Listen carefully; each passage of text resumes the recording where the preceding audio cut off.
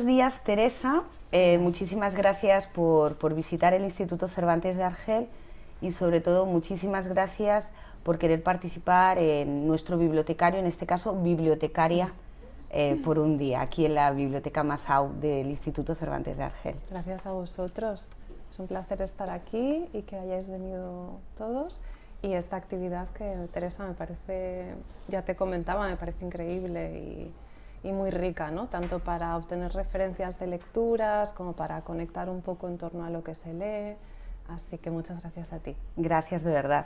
Si te parece, ya que vas a ser también un poco nuestra invitada de esta tarde, a las 6 de la tarde, os recordamos que esta tarde a las 6 tenemos una mesa redonda bajo el título Patrimonio Histórico-Artístico, Ciudades y Monumentos, los Moriscos de Argel, en la cual vas a participar, pero también queríamos un poco contextualizarte antes de empezar nuestra pequeña charla. Naces en Oviedo, eres autora de un poemario del año 2008, de Erosión en paisaje, de Nudos, de Caídas. Has recibido el premio Adonais en el 2007 y también el premio internacional Margarita Hierro en 2019. Pero aparte de esa vertiente poética, eres doctora en estudios árabes e islámicos por la Universidad de Salamanca, también licenciada en Teoría de la Literatura y en Filología Árabe por la Universidad de Granada, y fuiste investigadora predoctoral en el Centro de Ciencias Humanas y Sociales del CSIC en Madrid. Pero vamos a hablar de literatura. Por favor. La parte de moriscos y estudios árabes será durante esta tarde. Muy bien. Me gustaría que comentáramos o empezáramos hablando no en sí de un autor español, que también hablaremos, sino de Colette.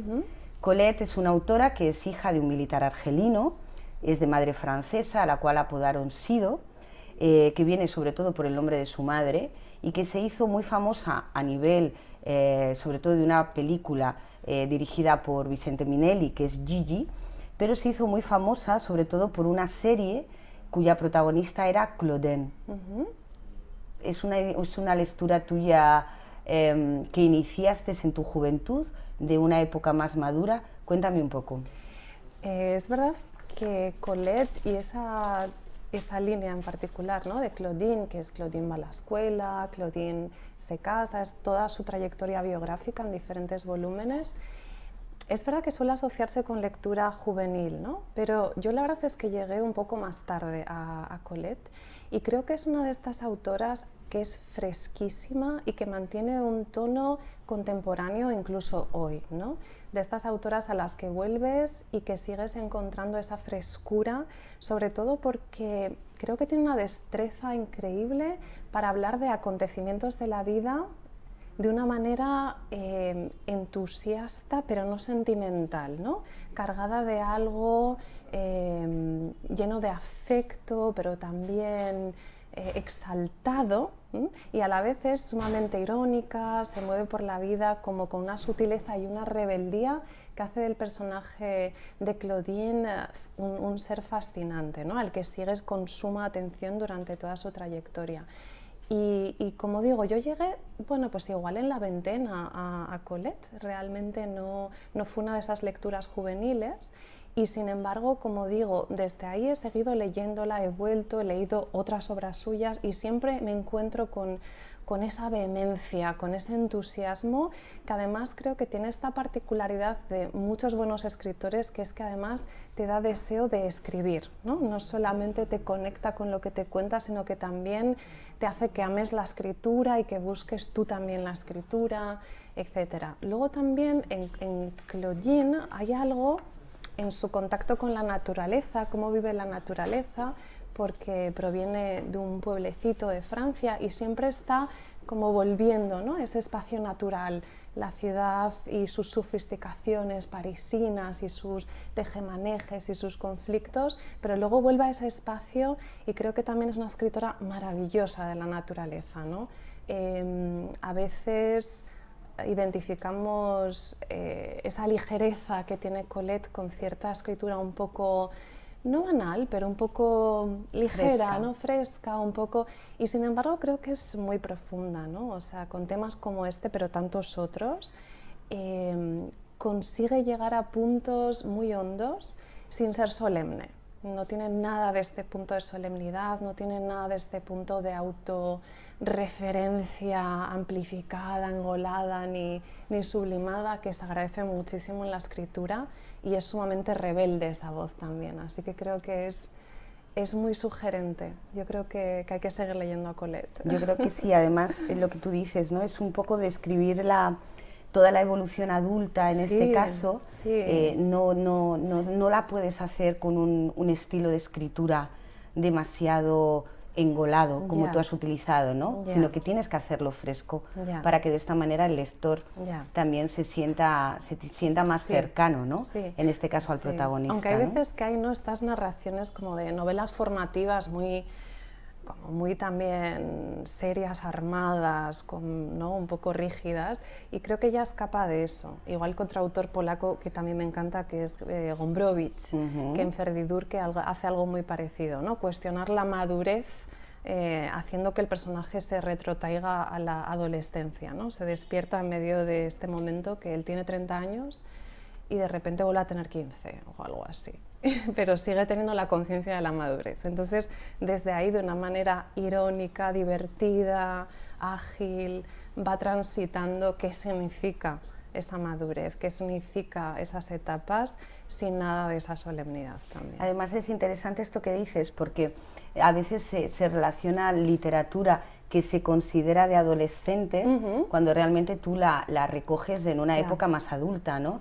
También la ves desde otro prisma, desde otro punto de vista, que también eso hace que tu lectura sea también completamente diferente. Totalmente. Y eso hace que pensemos que por qué tiene que haber una literatura juvenil o infantil per se, ¿no? Sino que realmente todos los jóvenes, independientemente de la edad que tengan, se pueden acercar a cualquier tipo de literatura, ¿no? Sí, es verdad. Yo creo que a mí me ha pasado un poco esto, que a lo largo de trayectorias de lectura he llegado a libros probablemente en etapas equivocadas a veces, ¿no? Pues, por ejemplo, no sé, el Quijote, recuerdo que, no sé, mi padre nos lo leía muy pequeñas y había muchas cosas que no entendíamos en absoluto, ¿no? O cierta poesía simbolista que leías de adolescente, pues Baudelaire, por ejemplo, que te fascinaba precisamente a veces por no entenderlo bien, ¿no? Por esos huecos de comprensión que se generan cuando te queda grande algo, pero a la vez te parece sumamente seductor, porque te lo puedes apropiar y se convierte casi como un código secreto tuyo, ¿no? Que manejas a tu gusto, te inventas lo que hace falta, y creo que también hay algo bonito ahí, ¿no? En cualquier hallazgo. Total, eso es lo bueno de la literatura, ¿no? Al final. Sí.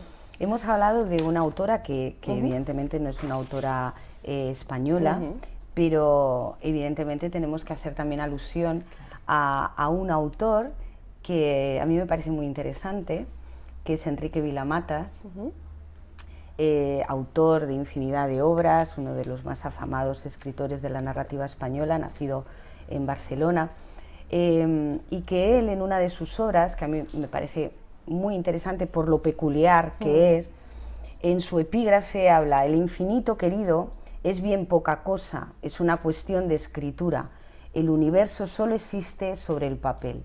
Ese es el epígrafe de Historia abreviada de la literatura portátil del año 85, una obra muy disparatada, ¿no? Sí, y cómica, sí. De historia de la literatura, es todo como muy disparatado en esta obra, ¿no? Sí, y Vila-Matas también tiene, yo creo que con estos autores que hemos comentado, también comparte esa afinidad en cuanto a usar un tono saltarín y no solemne, y también muy propio y muy rebelde, ¿no? En esa obra, por ejemplo, que se basa prácticamente en obras inventadas, ¿no? Hay un ejercicio de absoluta invención de algo que ya es ficción, ¿no? Las obras son de ficción, pero hace esa pirueta, digamos. Es algo que además está en casi toda su producción, ¿no? Yo creo que Barleby y compañía, que es otro libro que yo creo que fue el primero que leí de él, Barleby y compañía, hace ese mismo gesto, ¿no? Que es escribir una obra sobre autores que no escribieron. Entonces, su libro trata de nada, pues, puesto que no hay obras de las que escribir, ¿no? y dice que se conforma como una extensa nota al pie. Todo ese libro se conforma como una nota al pie a algo que no existe, ¿no? O sea, que ahí siempre está como subvirtiendo los géneros, ¿no? Inventándose una historia de la literatura, ampliando la nota al pie, dándole una preeminencia que no tiene, siendo un texto marginal y secundario.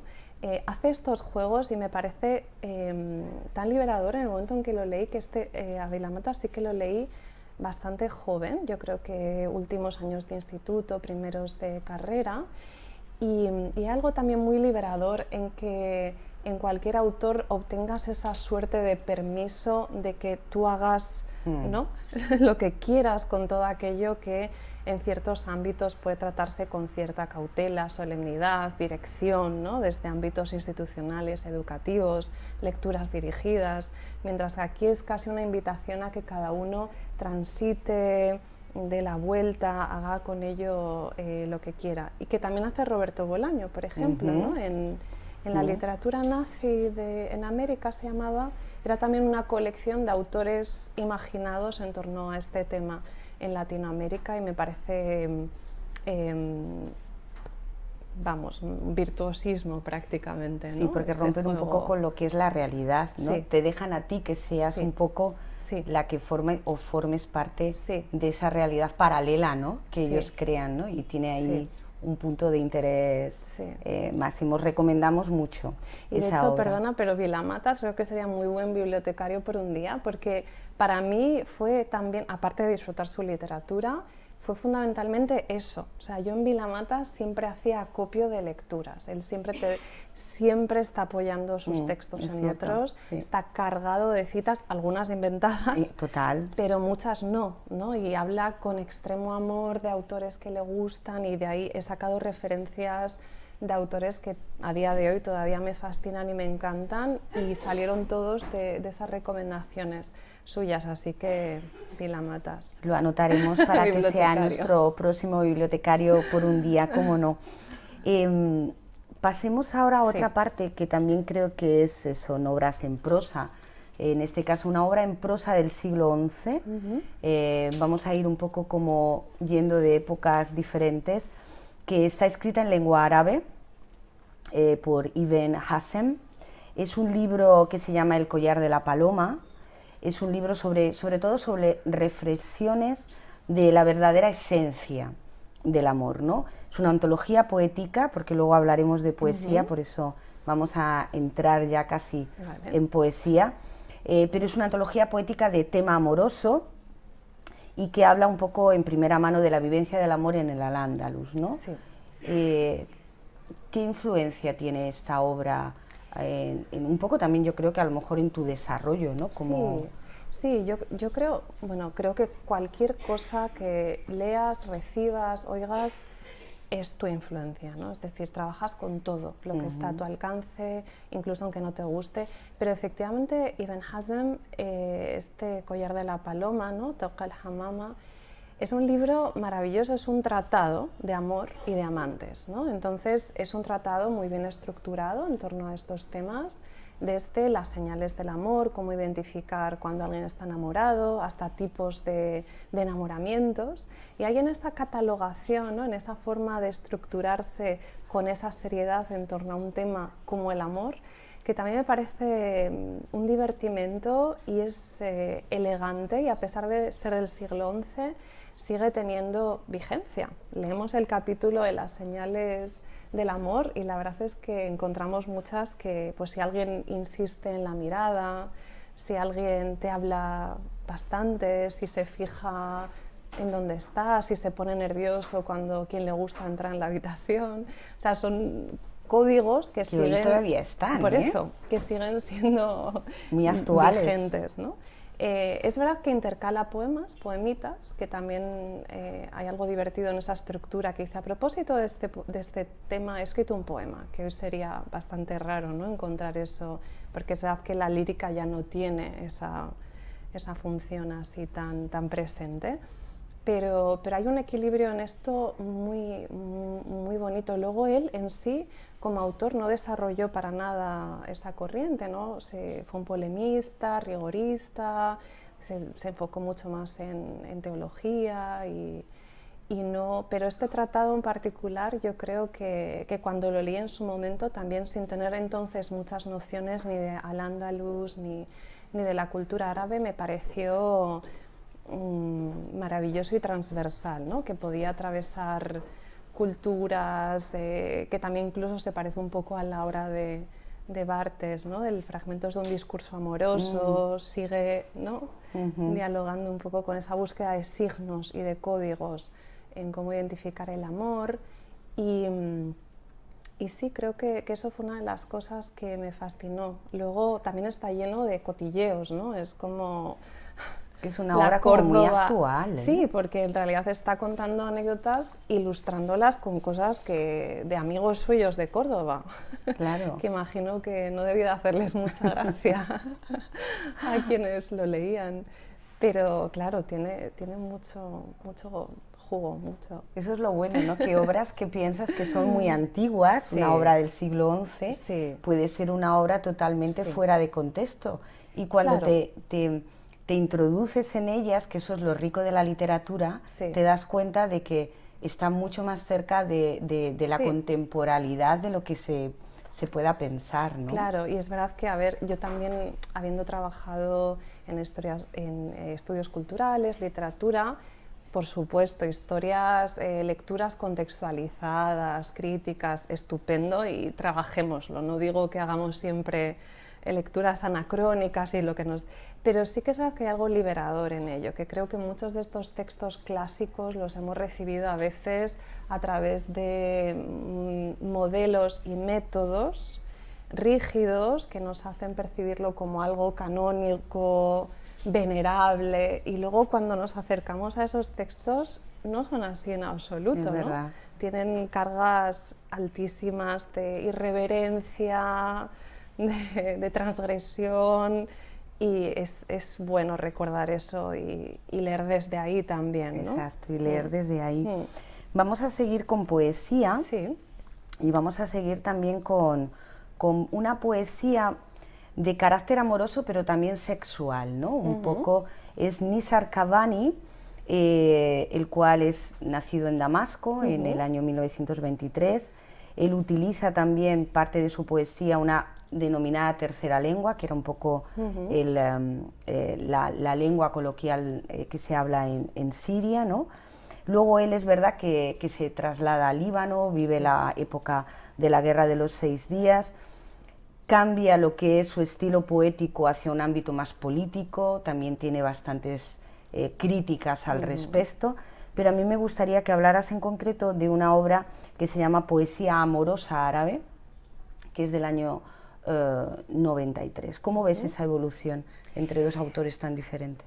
Pues mira, yo es que a Qabbani llegué por una casualidad, que fue en una biblioteca, en la biblioteca de Oviedo, y de hecho lo leí muy temprano también. Y yo creo que fue el primer poeta árabe que leí sin saber quién era, porque esta antología que tenían en la biblioteca de Oviedo, por un azar se había quedado el Tejuelo sin autor.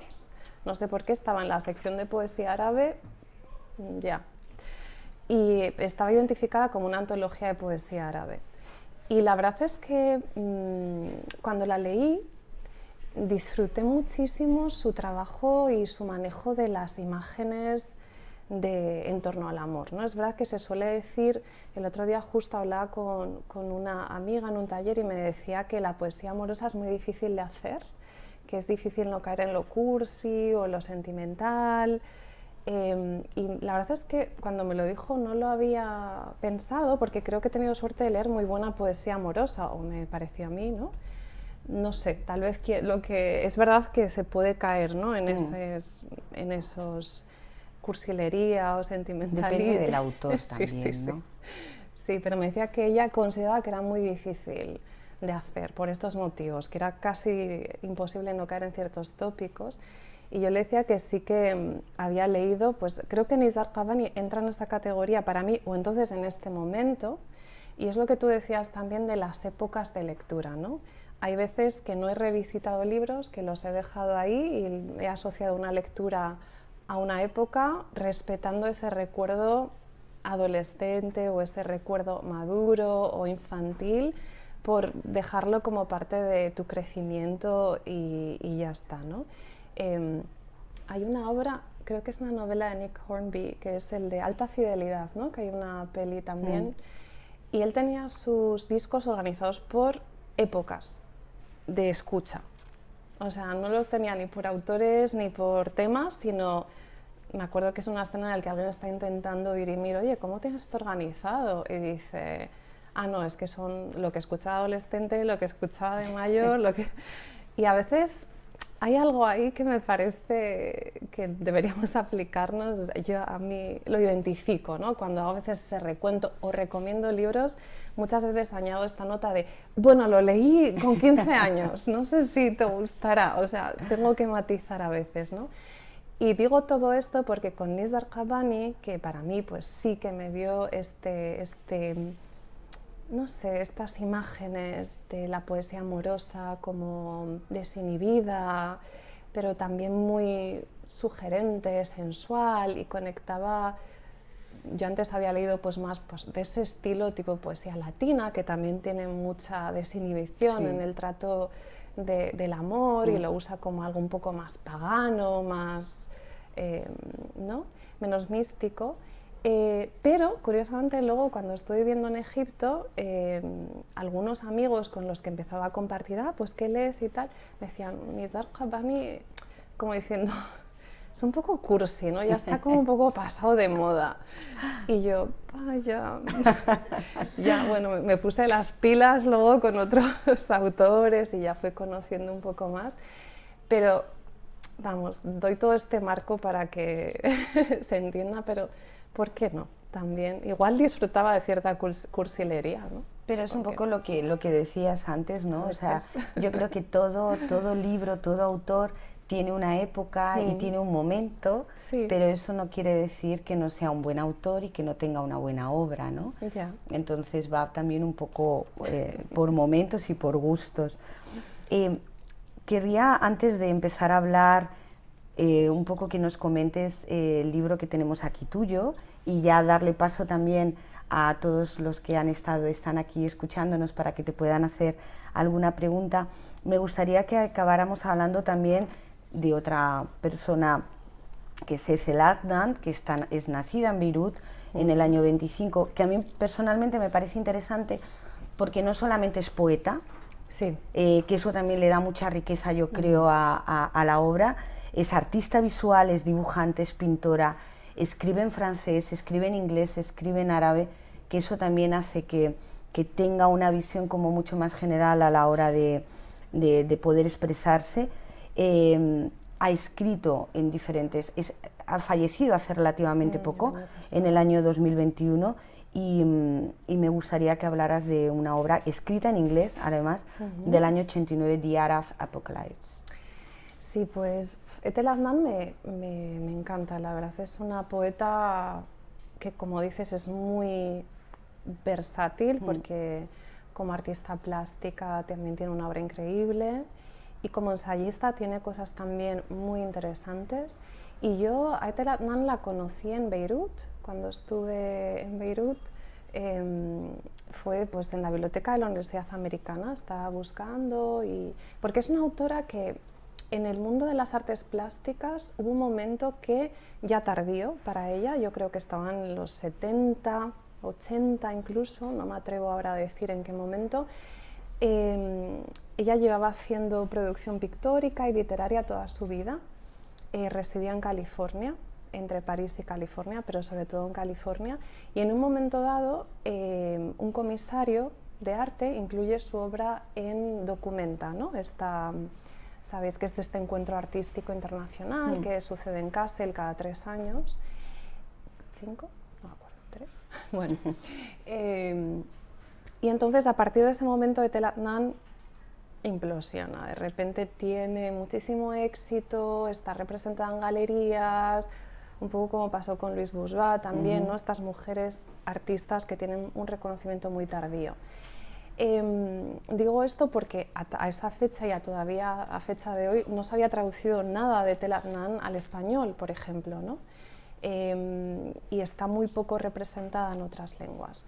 Yo traduje un libro suyo que salió el año pasado, sí creo que es en el 22, en una colección pequeñita de La Cama Sol, pero prácticamente no hay nada. Había sacado alguna cosa en revistas y demás.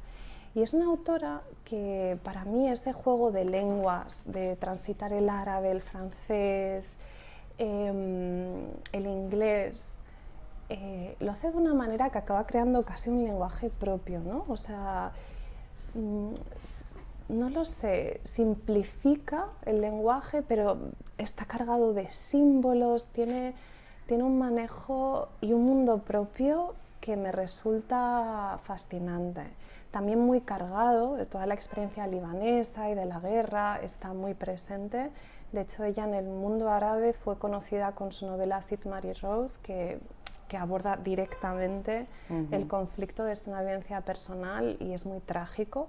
Y con este libro en concreto, El Apocalipsis árabe, que me encantaría traducir en algún momento, a ver si alguien se anima, además tiene la peculiaridad en que aúna su vertiente de artista plástica y escrita, porque los poemas están llenos como de ideogramas, ¿no? Escribe un verso y hace como un dibujito de un sol o de un símbolo inventado, y todo el poemario combina estas dos cosas, ¿no? Que creo que también tiene sentido, ¿no? En abordar algo como la guerra y algo, casi cualquier tema lo es, ¿no? Es difícil abordar desde el lenguaje, pero hay como ese subrayar esa enorme dificultad de abordar el conflicto y el trauma en particular, como si no bastara el lenguaje, ¿no? Y además esos símbolos que se usan son casi pequeñas explosiones, con lo cual esa representación visual ni siquiera es sosegada y tranquila como sí lo es su obra pictórica, que es mayoritariamente muy colorista, círculos, líneas, formas geométricas, bella, que la contemplas y es serena. Sin embargo, aquí es blanco y negro y son manchas de tinta y hay algo que me parece muy, muy sugerente y luego por ella también llega a otros autores. Por ejemplo, escribió un ensayo muy interesante, El maestro y el discípulo, donde habla de un poeta iraquí que es Bülent el-Haidari y que también no está traducido y que me pareció otro de estos poetas, ¿no? Que tiene un lenguaje y un mundo propio fascinante. Así que sí, Etel Adnan, muy recomendable. Altamente recomendable. Sí, que también hace con Michaud, por ejemplo, este poeta francés de los Meidossems, hace algo parecido también con los ideogramas, lo pictórico, que también conectan un poco ahí ambos, que me gusta mucho también Michaud. O sea, esa mezcla a mí me gusta. Ahora estamos aquí en la biblioteca haciendo un club de lectura y estamos con una obra de Irene Solá. Sí. Y en uno de los capítulos que habla de la montaña, no es textual, sino es con imágenes. Y es muy interesante esto que dices. A veces la introducción de la imagen en lo que es la obra en sí es muy interesante, sobre todo porque le da una visión que no suele ser lo habitual, pero enriquece mucho, ¿no? Sí, sí, sí, sí. Teresa, tenemos aquí una antología poética tuya que está recién salida del horno. De hecho, gracias por dedicarnos este ejemplar a la biblioteca. Te tengo que decir que la edición es maravillosa. O sea, me parece súper, súper bonita y me gustaría que nos comentaras un poquito de esta obra, ya que eres poeta, escribes poesía, para luego ya dar paso a que seguro que la gente que está aquí querrá hacerte alguna pregunta al respecto. Muy bien. Pues sí, la verdad es que la edición es increíble, quedó muy bonita con la tapadura. Es ¿verdad? Muy bonita. Y sobre todo, mira, hablando de pintura y demás, la portada es de una pintora americana y asturiana que se llama Mónica Dixon y estoy muy contenta de que haya aceptado. Le pedimos la imagen de uno de sus cuadros. Ella suele pintar Tiene dos líneas, una que es como casas aisladas, así este estilo de la casa americana, pero así en un desprovista de paisaje, ¿no? Líneas muy limpias, y tiene otra que son espacios y es muy abstracto y son prácticamente la luz en un espacio vacío. Pero tiene una ejecución impecable y ella a mí me gusta muchísimo como pintora. Así que cuando estábamos barajando portadas y se lo propuse, aceptó y fue como un regalazo. La verdad es que eso me hace mucha ilusión del libro. También que tiene un epílogo de Esther Ramón, que es otra poeta que admiro mucho y que me gusta mucho. Pues la antología surgió porque esta es una editorial independiente, Balduque, de Murcia, están en Cartagena, y surgió porque un poeta que también me gusta mucho, Juan Andrés García Román, empezó a dirigir una línea de esta editorial que se llama Caminante, precisamente. Y tienen aquí el logo, que es un hombre con un atillo así caminando por ahí. Y entonces Juan Andrés habían publicado un libro de Lorenzo García Vega, que es un poeta cubano que también me encanta, y me sugirió si preparaba una antología para sacar.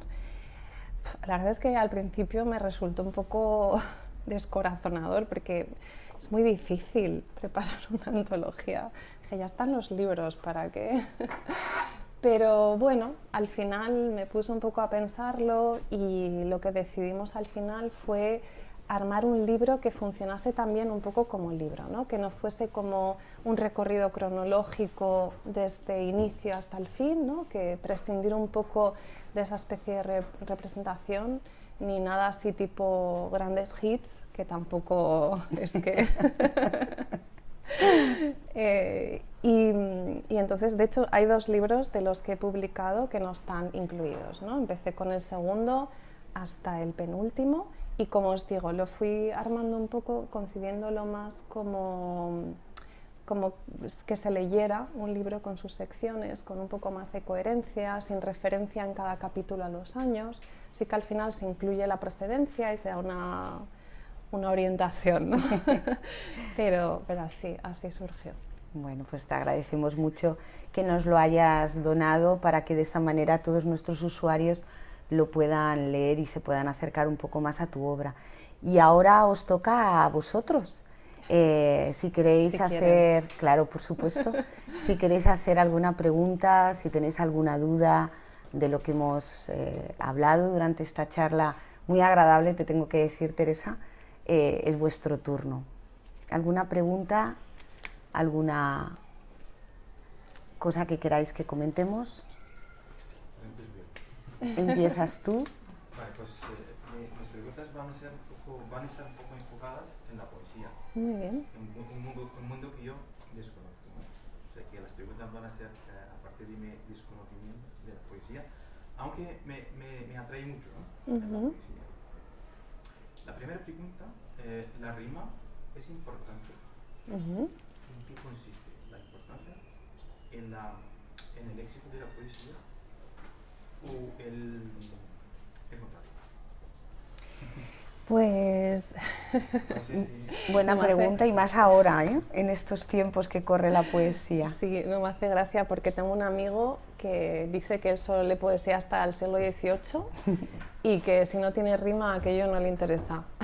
O sea que parece que todavía es un factor determinante para algunas personas. Y es uno de mis mejores amigos, o sea que lo respeto.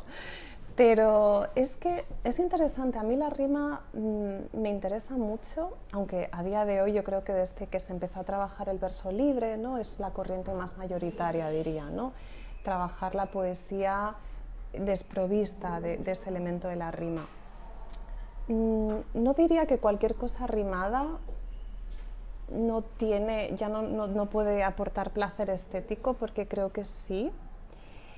Pero es que creo que hay algo en la poesía con lo que la rima conecta que es fundamental, que es el ritmo, en realidad, ¿no?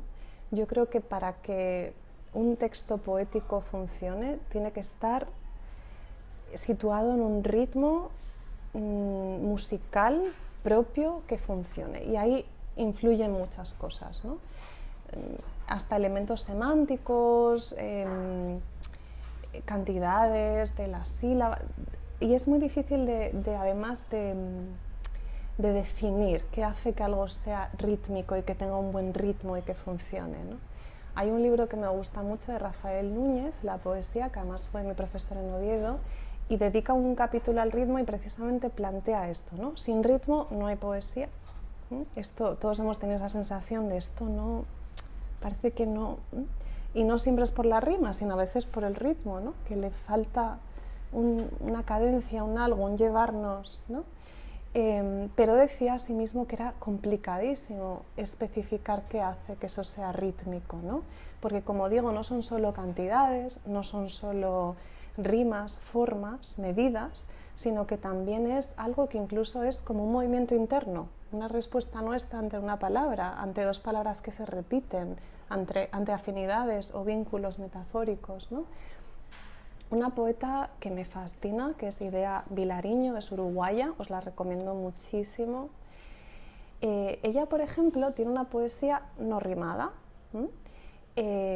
muy despojada, prácticamente desnuda, muy limpia, muy breve, pero sin embargo Idea Vilariño estudió la rima y el ritmo, no obsesivamente, pero escribió muchas cosas sobre ello.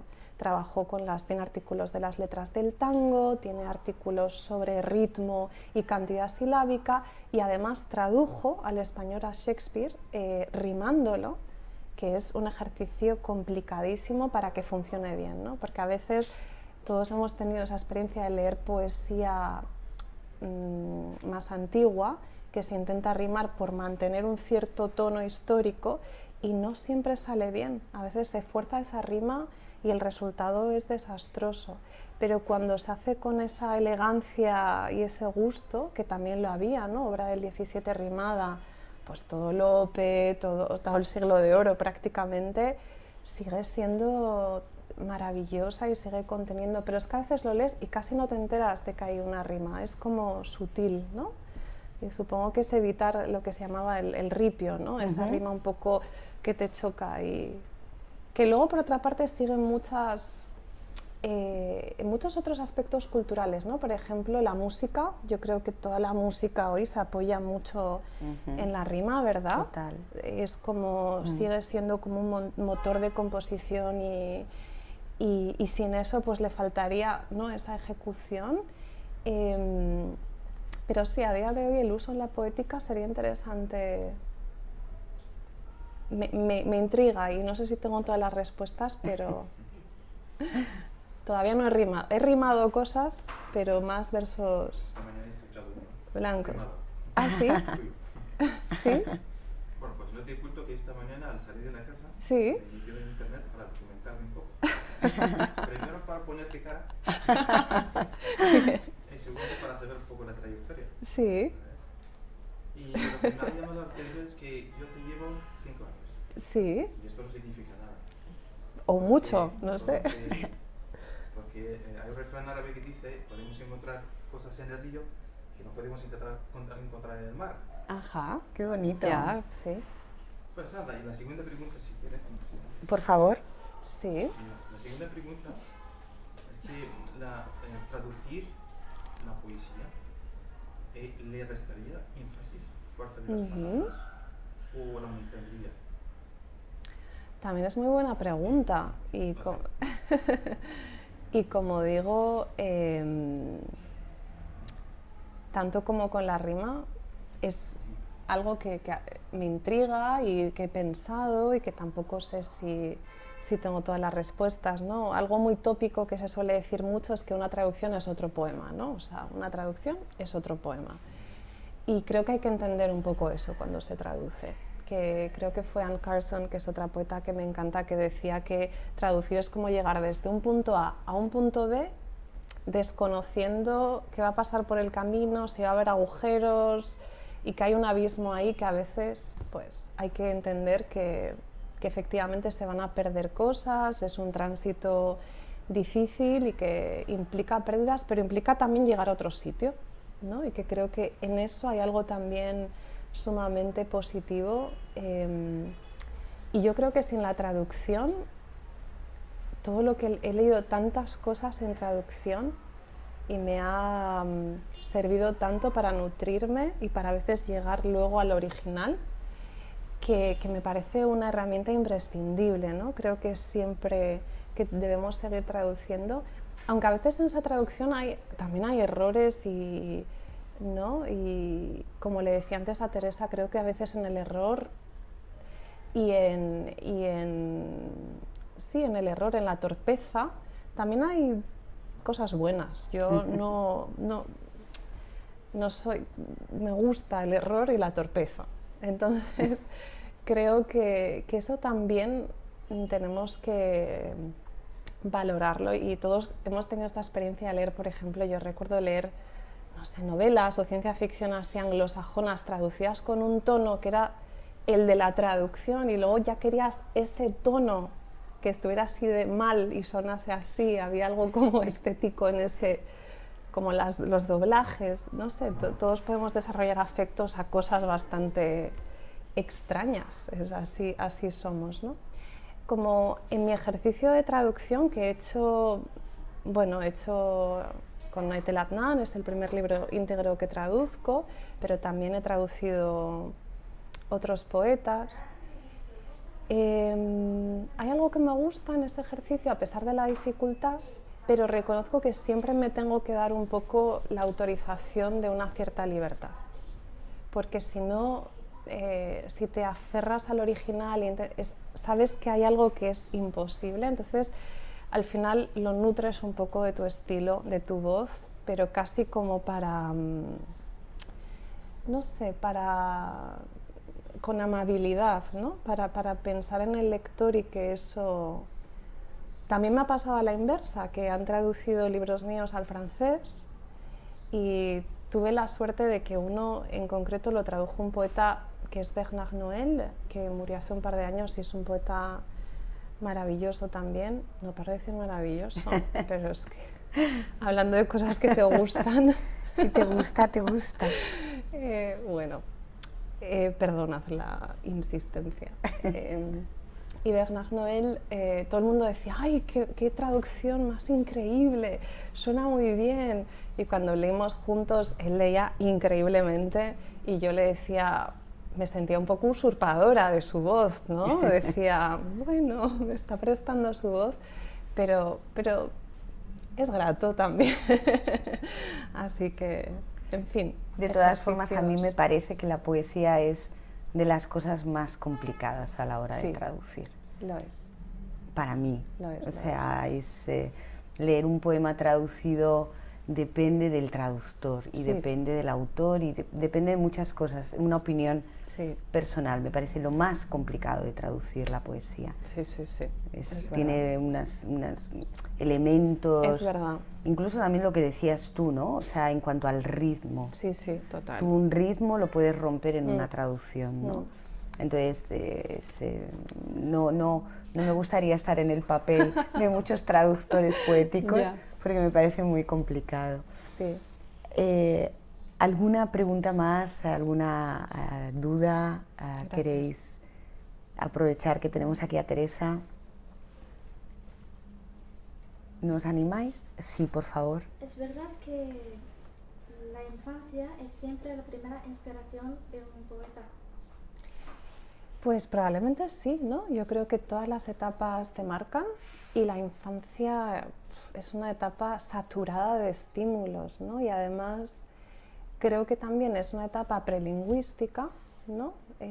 Primero estás adquiriendo la lengua, bueno, a una edad muy temprana, hasta los primeros años, ¿no? Y todavía, pero hasta que luego la escribes, ¿no? Y desarrollas el lenguaje escrito y la lectura, hay un margen de unos 5 o 6 años, depende, ¿no? De cuándo se adquiera, donde tienes un acceso al mundo prelingüístico, donde todo es cultura oral y donde todo se nutre de símbolos, referencias, y además vas creando sentido del mundo, ¿no? Según lo vas viviendo y cómo te lo van enseñando también.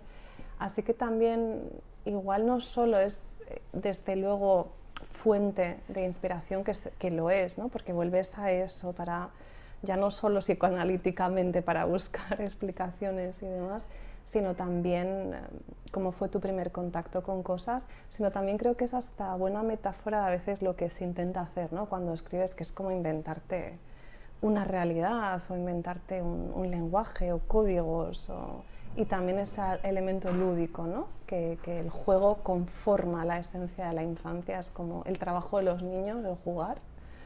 Y creo que la escritura, si no tiene ese elemento lúdico,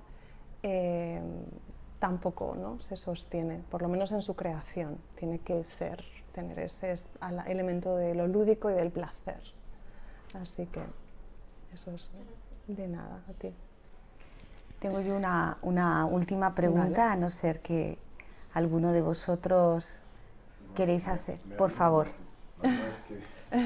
Nos encanta, pero eso es lo Estamos bueno de esta improvisando. charla, ¿no? Que es la improvisación.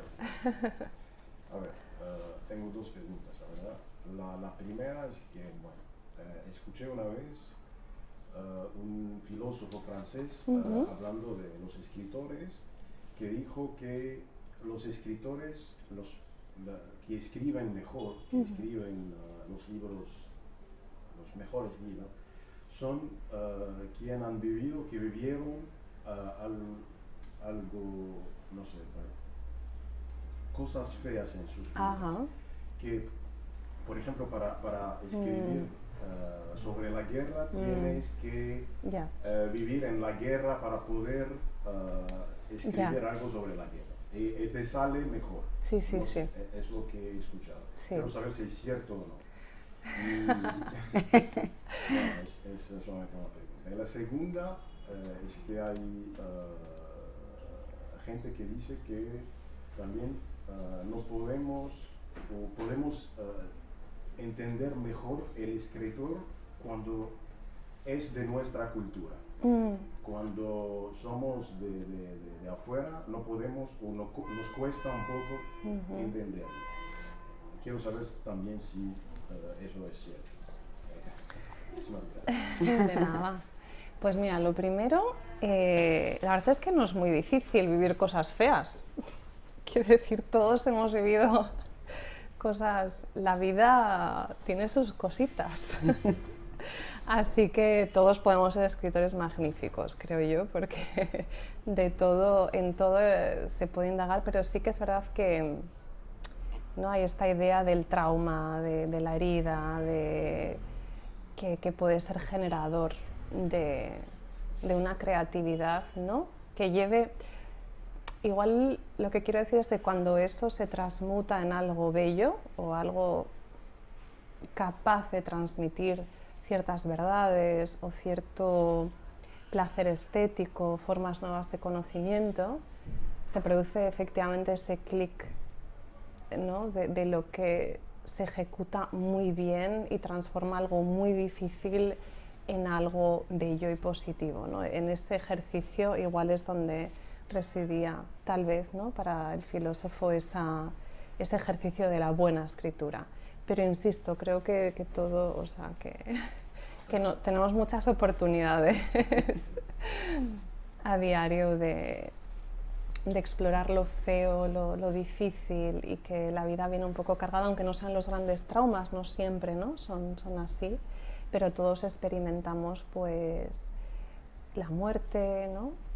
Las pérdidas, la falta de entendimiento, el aislamiento, la soledad, son todo temas que creo que a todos nos atraviesan, ¿no? Y con los que tropezamos constantemente, con lo cual también, vamos, que todos tenemos caudal abundante.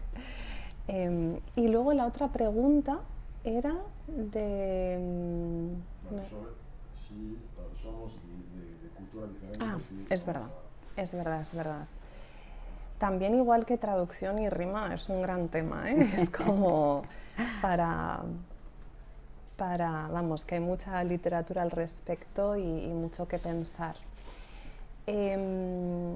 Sí que es verdad, un poco como pasaba con la traducción, ¿no? Que a lo mejor a nuestro alcance tenemos unos códigos, ¿no? Disponibles, que es como si ya nos facilitaran ciertas lecturas, un acceso muy rápido a según qué cosas, y por lo tanto eso puede ser una vía de entrada que a lo mejor ya responda o resuelva, ¿no?, una primera lectura y genera a lo mejor una primera sensación de comprensión inmediata y fácil. Pero yo creo que también de eso hay que desconfiar un poco, ¿no? Porque incluso lo que parece que entendemos muy bien, un código que parece que está muy claro, igual no lo es tanto, ¿no? Cuando adquirimos rápidamente una identificación de, esto es esto, tal vez no. Creo que a veces el acercarte a algo de otra cultura donde esos códigos no están tan accesibles, hay algo también, igual que en esa traducción rara o la lengua difícil, que también puede ser productivo y bueno para el lector, ¿no? Pero como te digo, creo que es un tema... Sí, porque se habla mucho, ¿no?, de, claro, los conflictos culturales, los choques, ¿no? Y parece que a veces insistimos mucho en esto y tiene su parte de razón, desde luego.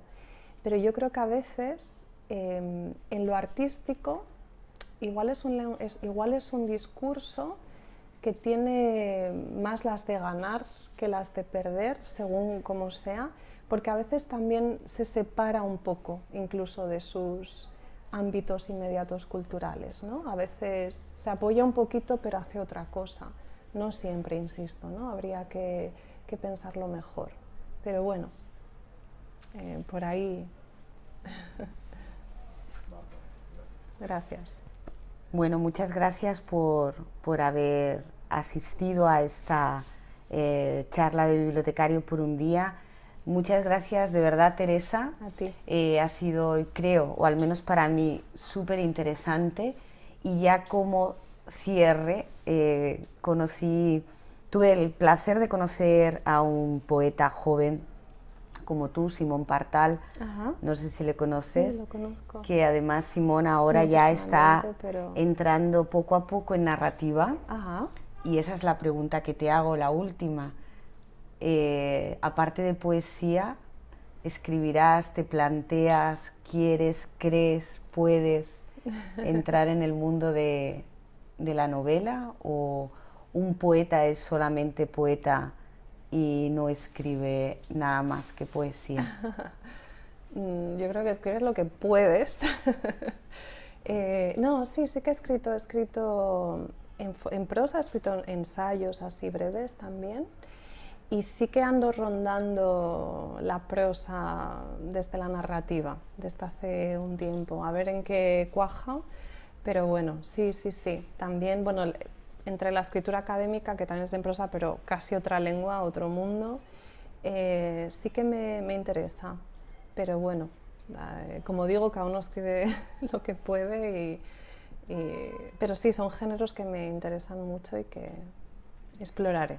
Pues si exploras, se te edita, estaremos encantados de que nos lo puedas presentar aquí en nuestra biblioteca. Un placer, Teresa. Muchísimas gracias. Gracias a vosotros. Gracias. Hasta la próxima. Gracias.